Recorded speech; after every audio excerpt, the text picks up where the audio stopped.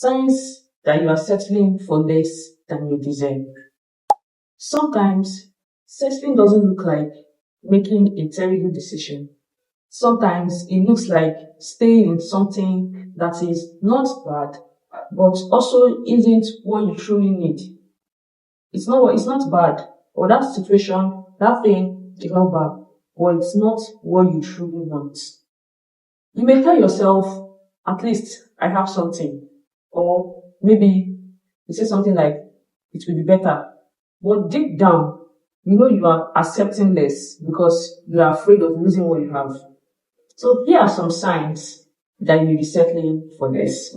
Number one, you keep making excuses for things that hurt you. You constantly explain away someone's bad behavior. You say things like, oh, maybe because they are stressed, or maybe I am expecting too much.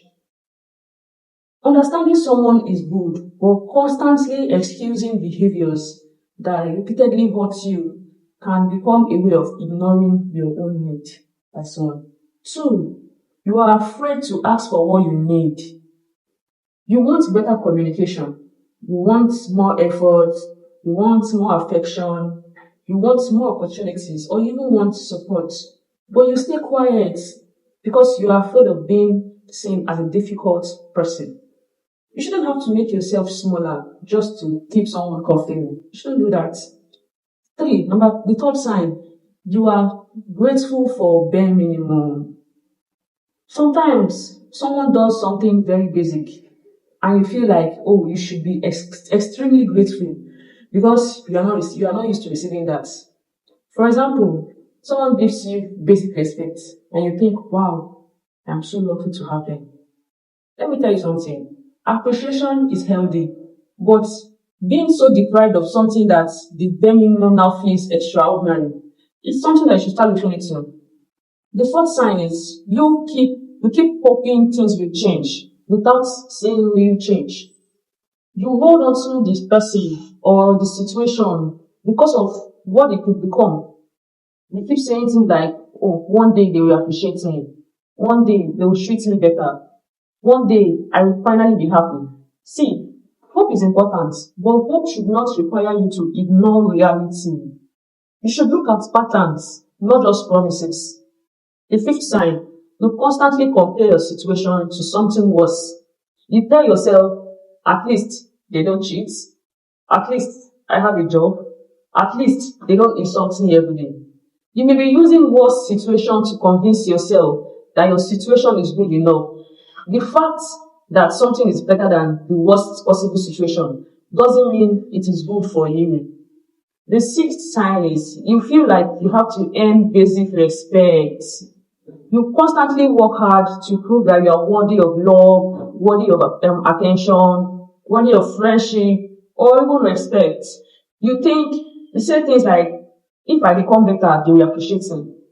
See, the truth is, healthy relationships are not supposed to make you constantly audition for your place.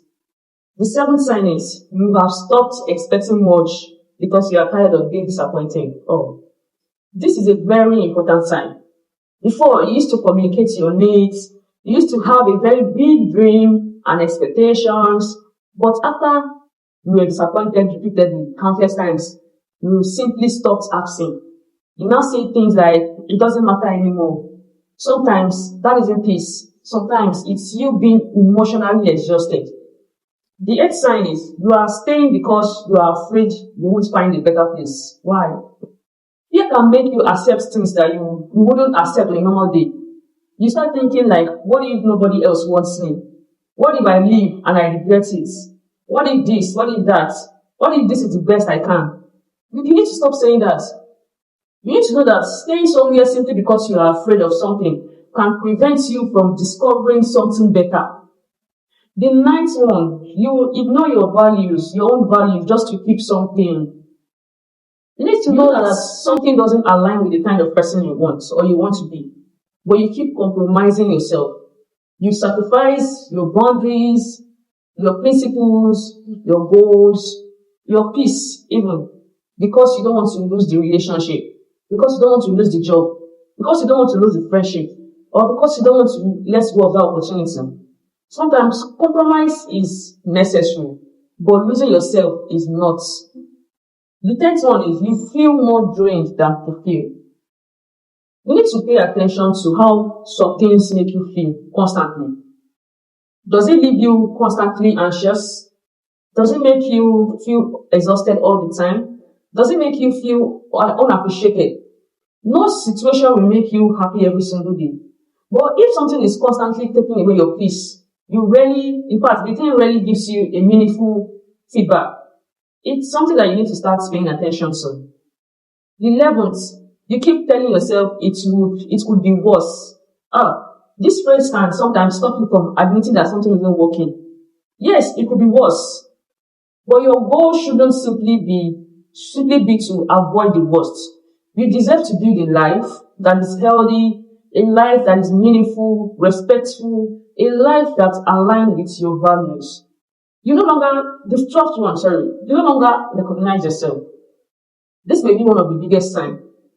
You used to be, maybe before you used to be confident, you used to be this hopeful person, this ambitious lady, this expressful guy, you used to be very peaceful. But now, you're now constantly questioning yourself. You're now walking on eggshells, lowering your standards, and even wondering what is asking for too much.